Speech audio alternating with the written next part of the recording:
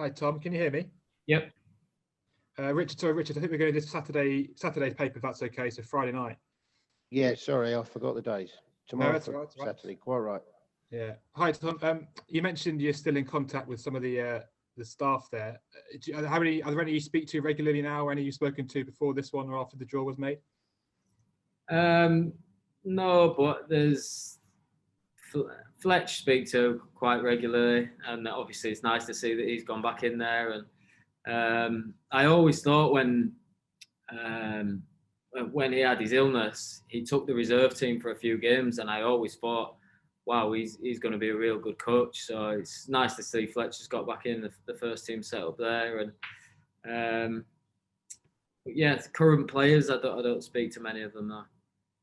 I think you've now made more appearances for Watford than any other club in your career. Obviously, for a long time, Man United was your home, but does this feel like the home now? And is this sort of where you feel the most settled you have been since you started, really? Yeah, definitely. I feel like this is my club, and obviously I came here on loan 10, 11 years ago, and I've been here 4 years now. So yeah, this is my club, even though I have a lot of fond memories up at Man United. When I finally retire, looking back, I'd probably say that Watford is the club that had the biggest part to play. Yeah. And just lastly for me, been quite a few examples in the last few seasons of players making the step up from Championship to Premier League and taking it by storm and doing really well straight away. And it seems from afar like the gap in quality between the two leagues is probably smaller than ever. As someone who's got a lot of experience in the Premier League and now obviously playing Championship, do you agree with that, and how do you see that gap? No, I probably wouldn't agree with that in some aspects. I think for me, Brentford are the best team we played this year, and they go to Spurs and Spurs deal with them, not comfortably, but you can see the gap still there. And even though, like you said, there are players coming out of the Championship and doing really well at Premier League level, I still think the squads and the actual teams, there's quite a big difference. So I would disagree with that a little bit. Cheers, Tom. Thank you. Hi, Tom. Hi. You mentioned about the kind of happy years up at United. What are the kind of standout memories now looking back? Yeah, obviously the 12-13 season where we won the league. Fantastic times. It's obviously a fantastic club to be at when you're winning football matches and playing with world-class players, and it was extra special that I was an academy graduate, and I'll forever, obviously I've got the medals and the shirts and the pictures to be able to show my family and stuff. So yeah, proud times for me.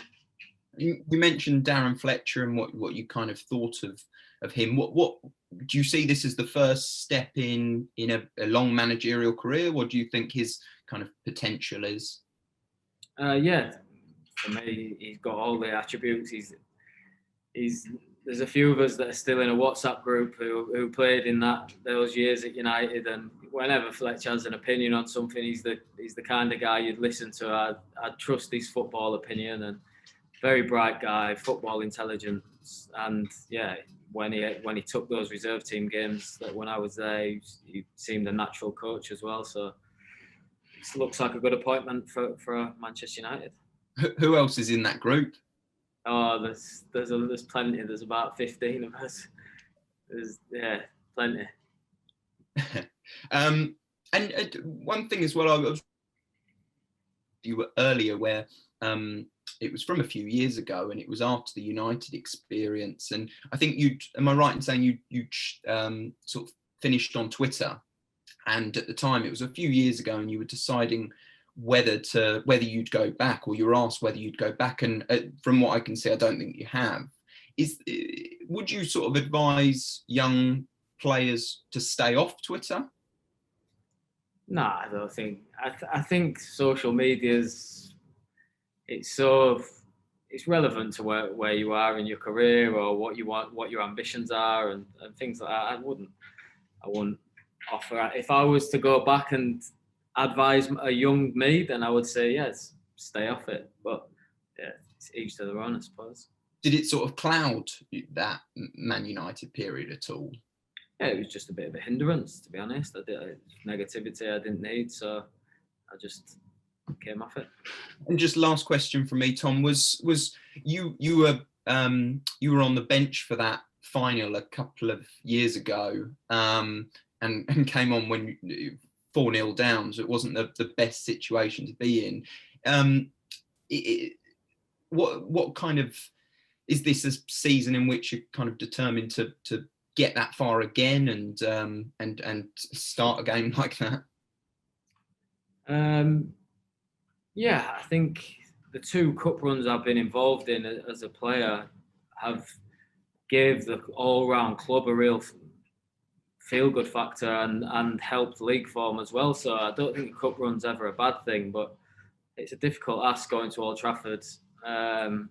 Probably one of the form team of the country at the minute. So yeah, like I said, we've got nothing to lose, and if a win can give us massive confidence, but you obviously can go there and lose to a great side that like they are. Thanks, Tom. Hi, Tom. Matt from the Express. I just want to take you back to when you were at United. Do people forget how many caps you actually won? You got 13 caps in the end for England. Your career just seemed to be getting going.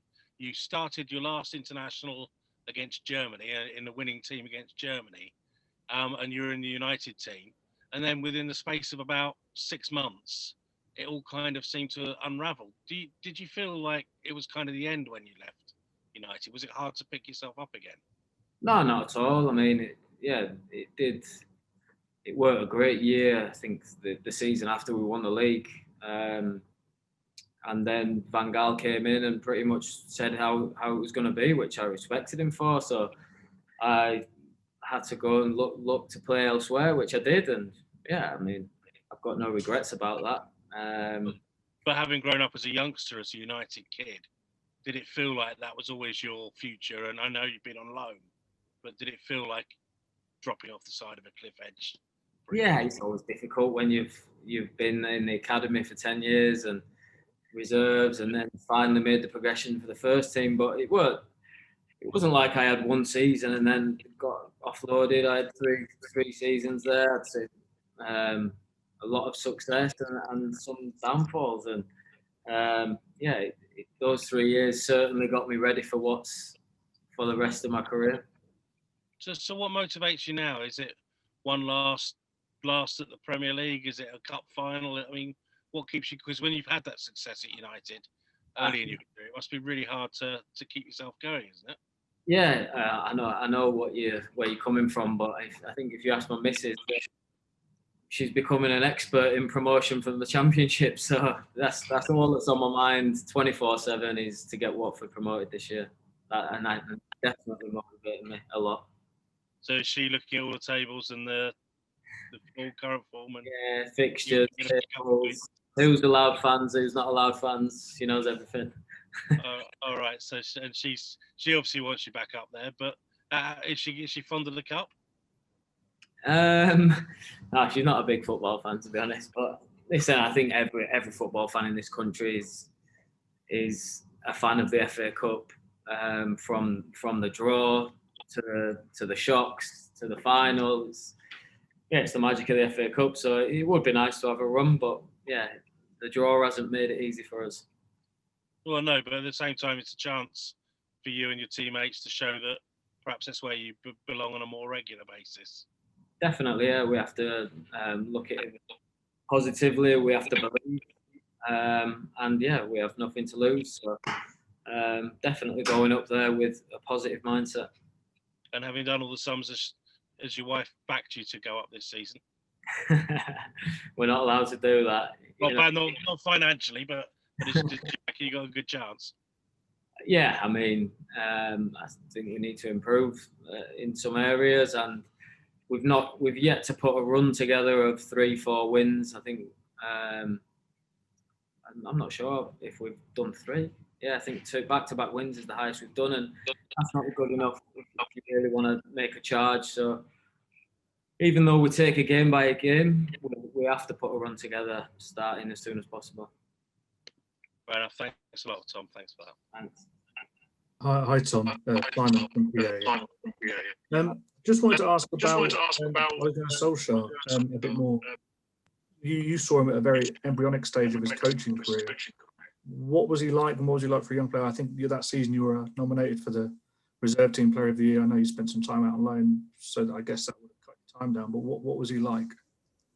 Yeah, obviously he was a nice guy and real friendly character around the place, and you could speak to him, you could ask him advice, and he just seemed a natural coach. And I think I can remember him doing his badges, and he even took my age group for that when I was really young. So, but no, at the time he was brilliant for our strikers as well, because he was probably one of the best finishers Man U have ever seen. So, I'm just really pleased for him that it's working out for him there. He is a nice guy, and he's called the Babyface assassin, but he does have a hard edge as well. I imagine you guys would have seen that now and again behind the scenes. We didn't see it too much back then. Obviously, he was only starting out, and we were only young players. But yeah, he